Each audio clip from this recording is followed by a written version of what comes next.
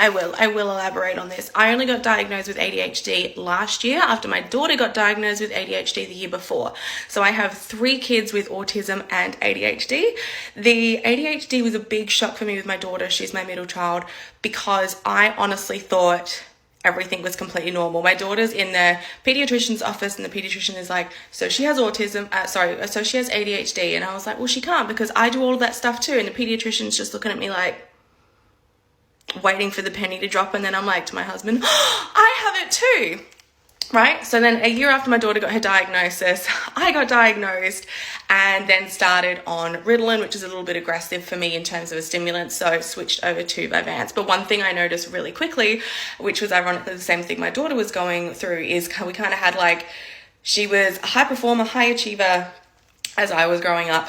The anxiety kind of kept a lid on the ADHD. The ADHD, hyperactiveness, cluttered mess, chaos kind of like all ended up in her brain and in my brain.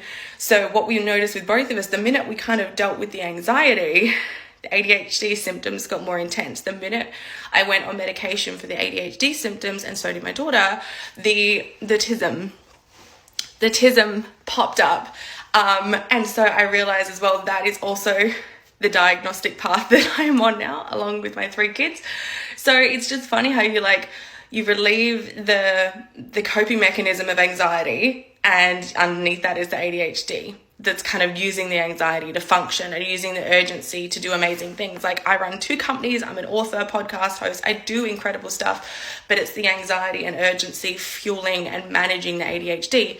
Once you work on healing and removing the anxiety, the ADHD almost got stronger. Like, I felt like after I got diagnosed, my entire life got worse until it gradually started to get better, because I just didn't know how to function without the anxiety pushing me forward, right? I don't really know how to be calm and relaxed and restful. So it's been an experience.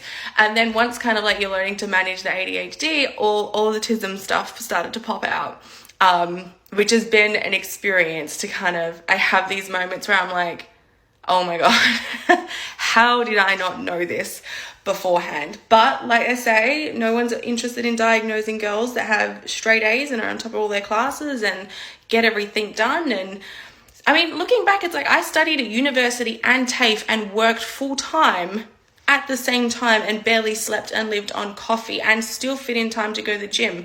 It's quite obvious now when I look back. I'm like, how did I not notice this?